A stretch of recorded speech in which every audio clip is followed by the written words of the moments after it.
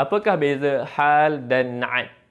Hal ni ialah keadaan. Na'at ialah sifat. Bila kita tengok ayat, dalam ayat tu ada kalimah yang menunjukkan dia adalah sifat kepada sesuatu, maka kalimah itu ialah na'at. Kalau dalam ayat tu menunjukkan keadaan seseorang, maka keadaan itu ialah hal. Contoh, sekarang ni awak tengah melihat seorang guru di depan anda sekarang ni.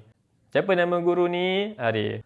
So cakaplah, ra'aitu Arifan al-wasimah. Aku telah melihat Arif yang handsome.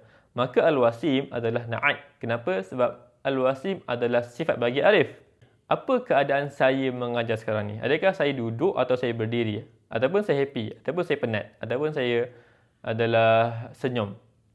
So, mungkin awak cakap, yashrahu Arifun ad-darsa qa'iman. Arif menerangkan pelajaran qa'iman dalam keadaan dia berdiri. Maka qa'iman adalah hal, bukan khabar. Dia adalah hal. Dia adalah keadaan kepada Arif. Okey. So Arif buat apa tu? Apa keadaan Arif tu? Arif adalah dia berdiri. Tapi kalau saya duduk, maka hal saya adalah apa? Hal saya duduk. Maka mungkin kita kata yashrahu Arifun ad-darsa jalisan. Arif menerangkan pelajaran jalisan dalam keadaan dia duduk. Kalau saya rasa happy, ini saya terangkan, okay, semua saya menerangkan dalam keadaan saya happy, maka happy dalam bahasa Arab ialah masruran.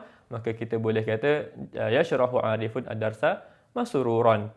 Kalau kita melihat seorang itu solat dalam keadaan dia berdiri, maka kita kata yusalli Muhammadun qa'iman. Muhammad solat dalam keadaan dia qa'iman, berdiri. Tapi kalau kita lihat someone, dia solat dalam keadaan dia duduk, mungkin dia tak sihat ataupun dia sakit kaki ke apa, so kita kata solat Fatimatu jalisatan. Okey, Fatimah solat dalam keadaan dia duduk. Duduk dalam bahasa Arab ada dua, jalisan boleh, qa'idan boleh juga. Kita boleh kata solat Fatimatu jalisatan ataupun kita kata solat Fatimatu qa'idatan. Okey, dalam keadaan dia duduk.